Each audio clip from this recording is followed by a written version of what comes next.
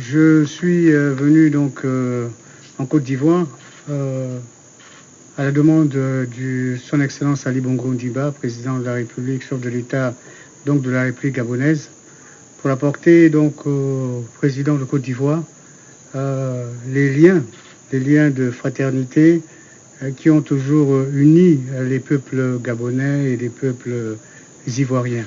Donc c'est porteur de ce message particulier qui nous rappelle l'histoire que nous avons en commun depuis la veille de nos indépendances, depuis nos indépendances jusqu'aujourd'hui.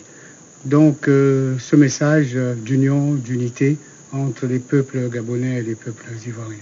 Le conflit post-électoral que vit actuellement le Gabon? C'est une question que nous n'avons pas évoquée. Vous savez, moi je suis un émissaire du président Ali Bongo Ondimba sur un message particulier qu'il m'a apporté.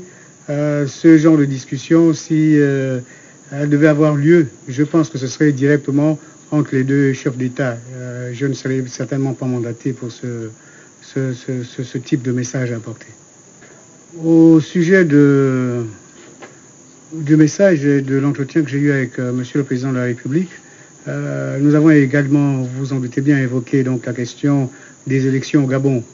Et j'ai tenu, comme l'a demandé le Président de la République, Ali Bongo Ondimba, à dire au Président donc, de Côte d'Ivoire qu'il ne peut avoir aucun flou dans les relations entre le Gabon et la Côte d'Ivoire, encore moins entre le peuple gabonais et le peuple ivoirien. Il se trouve que certaines personnes, certains médias également, il faut le dire, poussent à la stigmatisation également ou peut-être à un malentendu qui pourrait exister dans les rapports entre le Gabon et la Côte d'Ivoire et pire encore, entre les Gabonais et les Ivoiriens, ce qui n'est pas possible du tout. Donc cette question a été évoquée brièvement, mais elle a également été évoquée. Maintenant, vous avez peut-être du mal à voir le bilan post-électoral au Gabon, mais pourtant l'agence France Presse est très au fait, puisque nous avons souvent communiqué avec elle au Gabon, et je crois que si vous vérifiez en interne, vous allez trouver certainement toutes les informations que vous souhaitez. Il faut tout de même dire qu'au cours de ces événements-là, il y a eu plusieurs pillages, il y a eu plusieurs arrestations. On a compté également, pendant cet événement-là, des dégâts, des gens qui ont tiré sur les forces de l'ordre, on a eu des blessés, on a eu des arrestations. Oh, je crois qu'il serait très difficile pour qui que ce soit d'entamer une quelconque démarche pour abîmer les rapports entre le Gabon et la Côte d'Ivoire.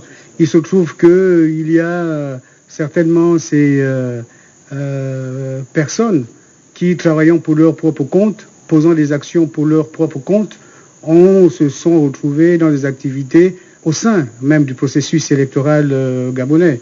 Et le président de la République de Côte d'Ivoire a simplement pris des décisions, je pense, qui s'imposaient pour qu'il n'y ait pas de doute possible ni d'interprétation quelconque sur le fait que certaines de ces personnes travaillaient à la présidence de la République. Sinon, les relations entre la Côte d'Ivoire et le Gabon ne pourraient être entamées par qui que ce soit.